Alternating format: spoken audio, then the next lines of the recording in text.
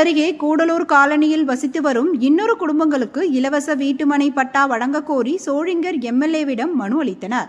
ராணிப்பேட்டை மாவட்டம் சோழிங்கர் வட்டம் கூடலூர் காலனி கிராமத்தை சேர்ந்த 20க்கும் மேற்பட்டோர் சோழிங்கர் சட்டமன்ற உறுப்பினர் AM முனிரத்தினம் அவர்களை சட்டமன்ற உறுப்பினர் அலுவலகத்தில் நேரில் சந்தித்து மனு அளித்தனர்.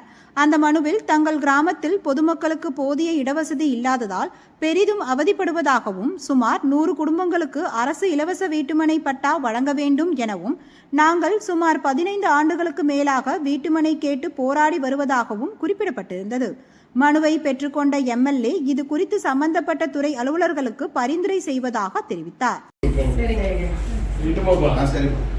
நீங்க அதுக்கு முன்னாடி ஒரு பட்டா போறதுக்கு ஏற்பாடு பண்ணுங்க. ரொம்ப ஹெல்ப் பண்ணதாயா